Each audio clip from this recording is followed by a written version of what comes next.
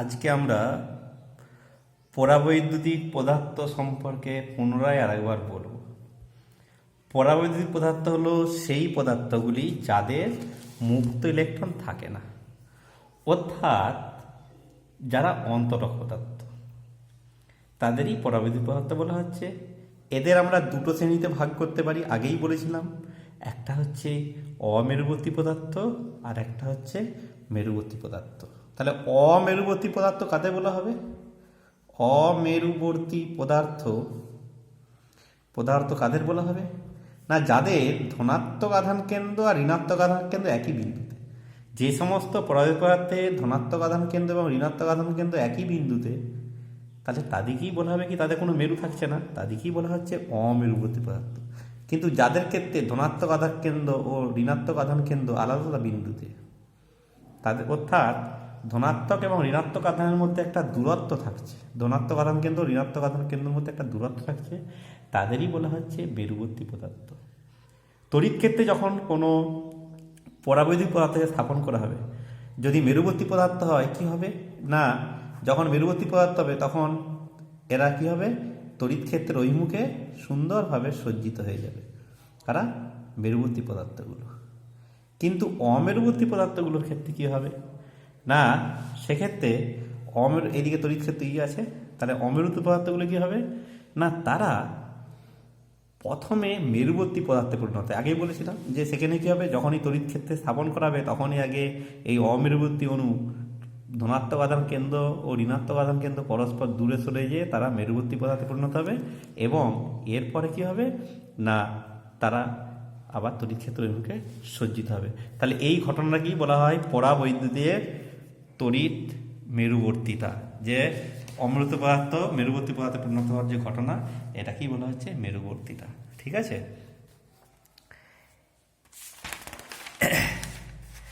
তড়িৎ ক্ষেত্র সম্পর্কিত বিজ্ঞানী গাউস একটি উপপাদ্য দিয়েছিলেন, যেটি গাউসের উপপাদ্য নামে পরিচিত।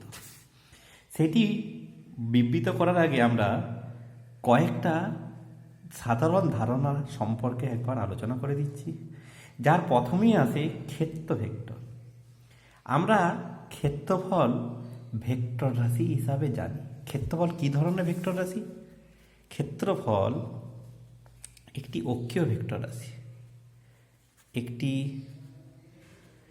অক্ষীয় ভেক্টর রাশি, অর্থাৎ এর বাস্তব দিক থাকে না। তাহলে ধর এই খাতাটা, এই খাতার ক্ষেত্রফল ভেক্টরের অভিমুখ কোন দিকে হবে না, এই খাতা অর্থাৎ এই যে তল, এই তলের সঙ্গে লম্ব দিকে, অর্থাৎ এই যে পেনটা দেখ আমি দাঁড় করিয়েছি, এই যে লম্ব দিকে, এই পেনটাই কাকে নির্দেশ করবে না, এর ক্ষেত্রফল ভেক্টরের অভিমুখকে নির্দেশ করবে। তাহলে অর্থাৎ কোনো একটা তল যদি নিই আমি, তাহলে কোনো এই বক্ষতল দেখতে পাচ্ছিস, তাহলে তার বক্ষতলের এই জায়গাতে আমি ক্ষেত্রফল ভেক্টর নির্ণয় করতে হবে। তাহলে এই জায়গায় একটা ক্ষুদ্র অংশ ডিএস কল্পনা করব।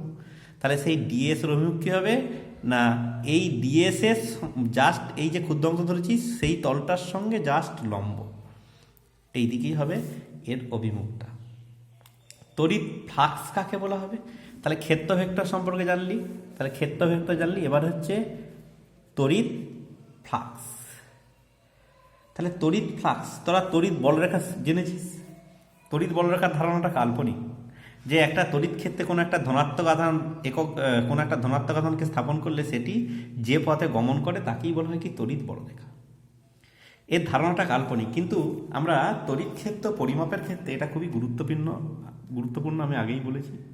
তাহলে তড়িৎ ফ্লাক্স বলতে কি বোঝা হবে না, কোনো একটা তলের সঙ্গে লম্বভাবে যে কটা বলরেখা অতিক্রম করবে, এবং সেখানে তড়িৎ ক্ষেত্রের সংজ্ঞাটা আমি আরেকবার মনে করে দিচ্ছি। বলরেখা দিয়ে তড়িৎ ক্ষেত্রের সংজ্ঞাটা কী ছিল না, একক ক্ষেত্রফলের মধ্য দিয়ে, একক ক্ষেত্রফলের মধ্য দিয়ে অতিক্রান্ত তড়িৎ বলরেখার সংখ্যাকে কি বলা হয়েছিল, তড়িৎ ক্ষেত্র প্রাবল্য। বোঝা গেছে? আর তড়িৎ ফ্লাক্স কাকে বলা হবে না, যে কোনো ক্ষেত্রফলের মধ্য দিয়ে, যে কোনো ক্ষেত্রফলের মধ্য দিয়ে লম্বভাবে অতিক্রান্ত তড়িৎ বলরেখার সংখ্যাকে তড়িৎ ফ্লাক্স বলে। তাহলে যে কোনো ক্ষেত্রফলের মধ্য দিয়ে লম্বভাবে অতিক্রান্ত তড়িৎ বলরেখার সংখ্যাকে তড়িৎ ফ্লাক্স বলে। বুঝতে পেরেছিস? অর্থাৎ আমার ধর আমি একটা তলের কথা বলছি, এই ধর তলটা, তাহলে এই তলের জন্য তড়িৎ ফ্লাক্স কী করে নির্ণয় করব? না এই তলের আমি এই জায়গাতে একটা ক্ষেত্রফল ধরছি ডিএস, তাহলে এই ডিএস এর অভিমুখ এই তলের সঙ্গে লম্ব দিকে এইদিকে, ধরা যাক তড়িৎ ক্ষেত্র অভিমুখ এই দিকে আছে ই, অর্থাৎ একক ক্ষেত্রফলে বলরেখার সংখ্যা কত? লম্বভাবে অতিক্রান্ত বলরেখার সংখ্যা ই, মানে এই দিকে অতিক্রান্ত বলরেখার সংখ্যা কত? ই। তার মানে ডিএস ক্ষেত্রফল বরাবর অতিক্রান্ত বলরেখার সংখ্যা কত হবে? ডিএস ক্ষেত্রফল বরাবর অতিক্রান্ত বলরেখার সংখ্যা অবশ্যই হবে তাহলে কত? তাহলে ডিএস অভিমুখে তড়িৎ ক্ষেত্রের উপাংশ সেইটাই হবে কি? ডিএস অভিমুখে তড়িৎ ক্ষেত্রের উপাংশ সেইটাই হবে কি? ডিএস বরাবর অতিক্রান্ত, মানে ডিএস এর সঙ্গে লম্বভাবে অতিক্রান্ত বলরেখার সংখ্যা তড়িৎ ক্ষেত্রের উপাংশ, এটা হচ্ছে ই কস থিটা। তাহলে সুতরাং মোট ফ্লাক্স, তাহলে এই ডিএস ক্ষেত্রফলের মোট ফ্লাক্স কত? ডিএস ক্ষেত্রের মধ্য দিয়ে মোট ফ্লাক্স কত হবে? ডিএস কস থিটা, ই ডিএস কস থিটা, কারণ ই কস থিটা ইন্টু ডিএস, এটা সমান হবে ই কস থিটা ইন্টু কত? ডিএস। তাহলে সুতরাং এই তলের মোট ফ্লাক্স, তাহলে মোট ফ্লাক্স ফাই সমান হবে ইন্টিগ্রেশন ই কস থিটা ডিএস। এবং এটা যেহেতু তলের সাপেক্ষে ইন্টিগ্রেশন হচ্ছে, সারফেস ইন্টিগ্রেশন বলা হবে কি, ওই জন্য এটাকে সারফেস ইন্টিগ্রেশন, এই জন্য এস দিয়ে লেখা হচ্ছে। তলের সাপেক্ষে ইন্টিগ্রেশন হচ্ছে তো এস প্রতীক দিয়ে নির্ণয় করা হচ্ছে। তাহলে লম্ব যদি তড়িৎ ক্ষেত্র তলের সাথে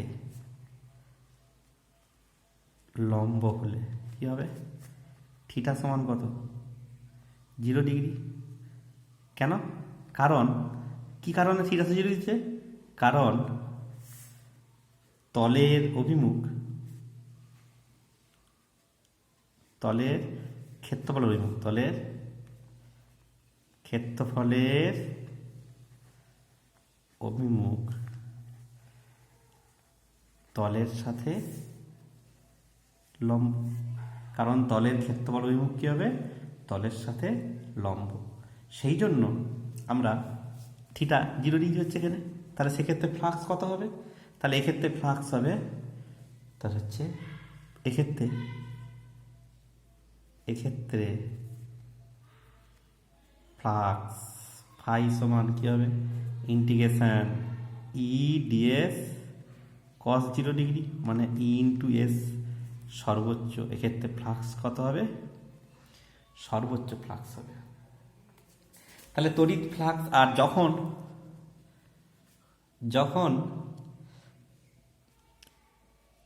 তড়িৎ ক্ষেত্র তলের স্পর্শক বরাবর সেক্ষেত্রে কি হবে? স্পর্শক বরাবর, সেক্ষেত্রে থিটা সমান কত?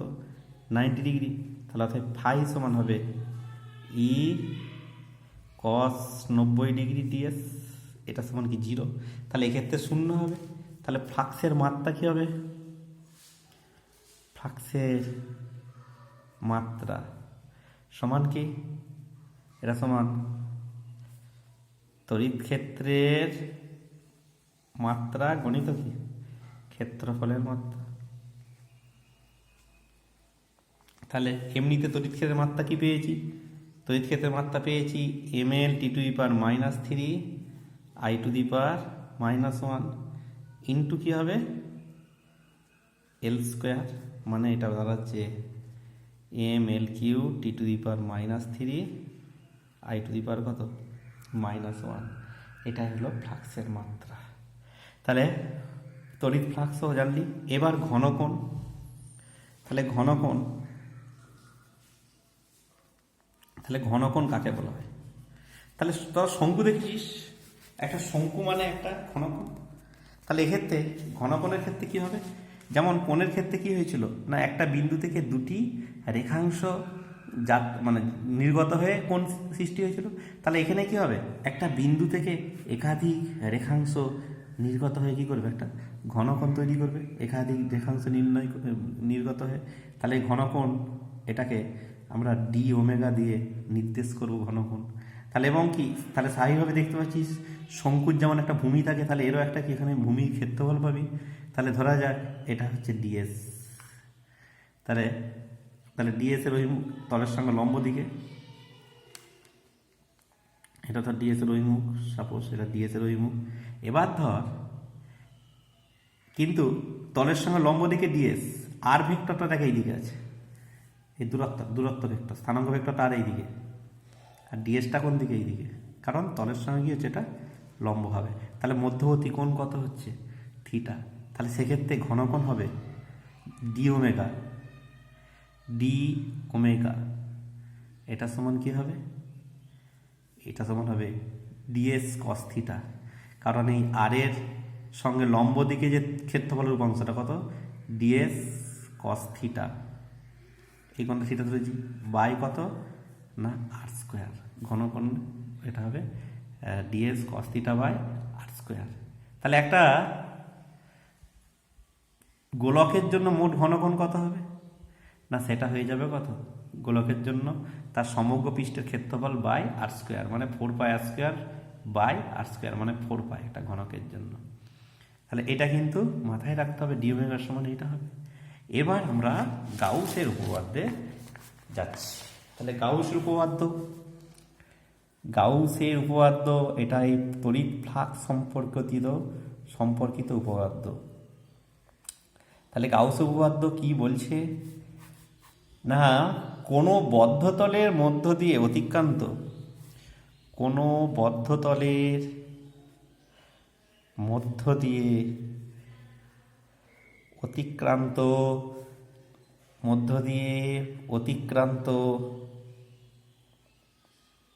অতিক্রান্ত মোট ফ্লাক্স ওই তলের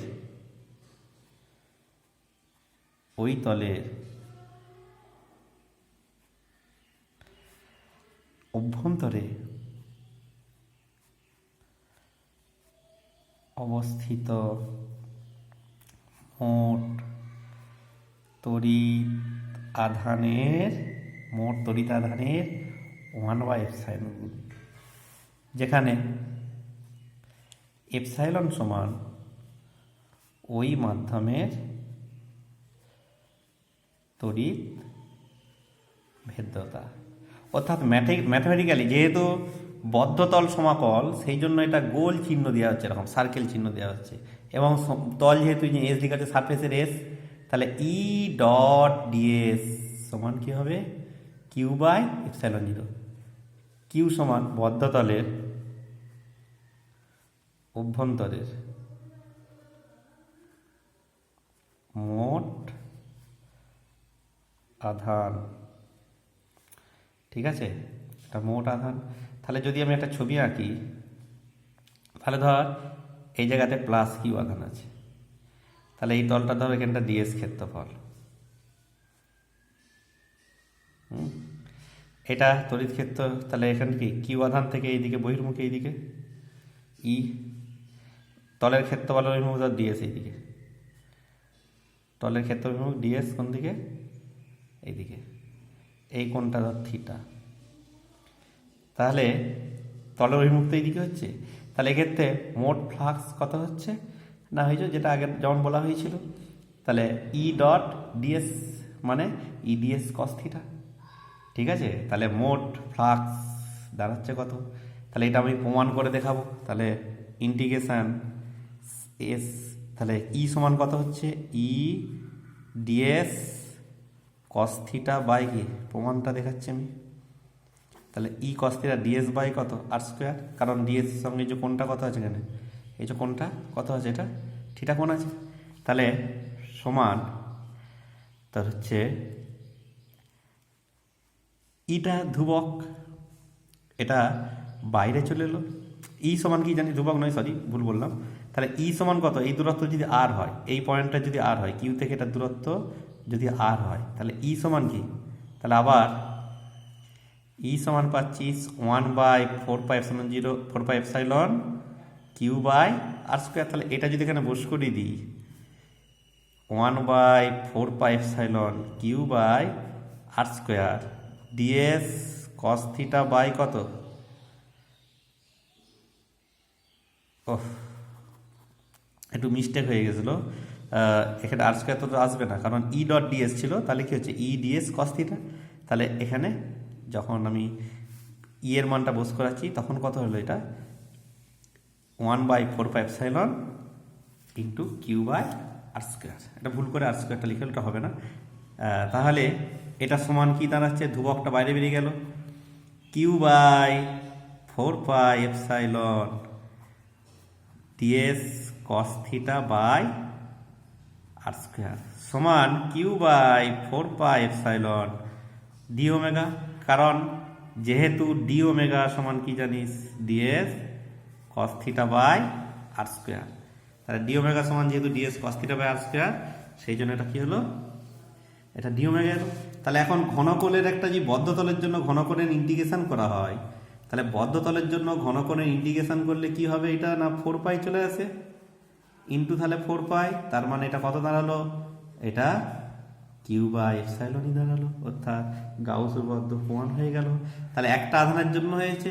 এরকম যদি একাধিক আধান থাকে, তাহলে প্রত্যেক আধানের জন্য মোট কত হয়ে যাবে? Q by Q one plus Q two করে মোট যোগফলটা খুললেই হয়ে যাবে মোট কিউ আধান। তাহলে এখন যদি আধানটা বদ্ধতলের বাইরে, সেক্ষেত্রে কী হবে? বদ্ধতলের বাইরে আধান হলে, তাহলে আধান যদি বদ্ধতলের বাইরে হয়, তাহলে সেই সিচুয়েশনটা রাখছি। এই ধর তল, তাহলে এখানে আধান ধর কিউ আছে, তাহলে ফ্লাক্স, তাহলে এখন দেখ এই জায়গাতে ফ্লাক্সটা কি হচ্ছে? এই জায়গায় তড়িৎ ফ্লাক্সটা, এদিকে তড়িৎ ক্ষেত্র ই, তাহলে এই জায়গায় এস, এটা ধর S1, এটা ধর θ1 ধরছি, এই দূরত্ব ধর R1, এই তলের জন্য তলের ক্ষেত্রফল ধর এদিকে S2, এই কোণটা ধর θ2, এটা এখানে E1 তড়িৎ ক্ষেত্র ধরেছিলাম, এটা ধর একটু বেশি দূরে, এটার তুলনায় এটা দূরে, তাহলে এখানে তড়িৎ ক্ষেত্র ধরছি কত? E2, তাহলে এখানে ক্ষেত্রফল অভিমুখে এদিকে এটা S2 আর এটা কোণটা কত? θ2। তাহলে এখন এখানে দেখ ফ্লাক্সটা ঢুকছে পরিবাহীর অভ্যন্তরে, অন্তর্মুখী ফ্লাক্স, আর এটা কি? বহির্মুখী ফ্লাক্স। তাহলে অন্তর্মুখী ফ্লাক্সকে ধরা হয় ঋণাত্মক ফ্লাক্স, অন্তর্মুখী ফ্লাক্সকে ধরা হবে কি? ঋণাত্মক ফ্লাক্স। তাহলে এই জায়গায় ফ্লাক্সটা কি? তাহলে একটা কথা, অন্তর্মুখী ফ্লাক্সকে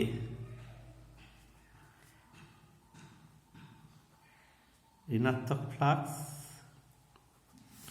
ও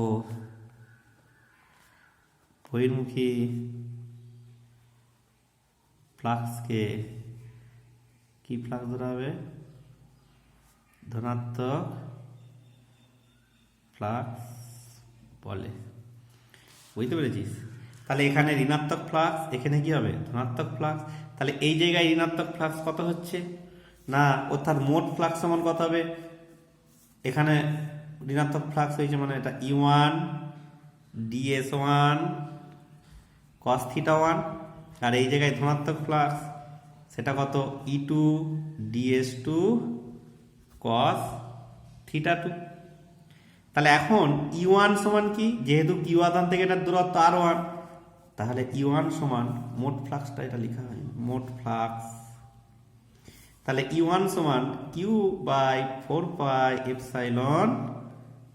R1 স্কোয়ার ds1 cos θ1 যুক্ত q by 4πε r2 square ds2 cos θ2 by কত r2 স্কোয়ার। তাহলে সমান এটা দেখ দুটো থেকে কিউ বাই 4πε কমন চলে যাচ্ছে, দুটো থেকে কিউ বাই 4πε কমন চলে যাচ্ছে দুটো থেকে। দেখ তাহলে কমন গেলে কি হবে, এটাই পড়ে থাকছে ds1 cos θ1 by r1 square plus ds2 cos θ, একটা মাইনাস চিহ্ন এটা বাই কত r2 স্কোয়ার। তাহলে এখন দেখ যখন কোণ ভাবতিস, ধর একটা কোণ মাপছিস, তুই একটা কোণ যখন মাপছিস, ধর কোনো একটা কোণ যখন মাপা হবে, এখানেই দেখাচ্ছি আমি, ধর এখানটায় কোণটা মাপলে যা হবে এখানটায় মাপলে কি হবে, একই হবে। কোণ এখানে মাপলেও যা হবে এখানে মাপলেও কি হবে, একই হবে। তাহলে দেখ এই যে এই বিন্দু থেকে যে ঘনকোণটা বেরিয়ে এসছে, তাহলে এখানটায় যা মাপলে যেই ঘনকোণের মান হবে এখানটাতে মাপলেও কি হবে, ঘনকোণের মানটা একই হবে নাকি আলাদা হবে, একই হবে। তাহলে অর্থাৎ ds1 cos θ1 by r1 square আর ds2 cos θ by r2 square দুটোই কি হবে, একই ঘনকোণ, মানে সেটা d ওমেগা। তাহলে সমান কি হলো, q by 4πε minus d omega plus d omega সমান কি দাঁড়ালো, 0। তার মানে বদ্ধতলের বাইরে আধানের জন্য কি হবে, এটা 0 হবে, বদ্ধতলের বাইরে আধানের জন্য। তাহলে এই গাউস উপপাদ্যকে কাজে লাগিয়ে আমরা বিভিন্ন ক্ষেত্রে তড়িৎ ক্ষেত্র আমরা বের করতে পারবো। তাহলে গাউস উপপাদ্য থেকে আমরা বিভিন্ন ক্ষেত্রে তড়িৎ ক্ষেত্র বের করতে পারবো, তারই কয়েকটা উদাহরণ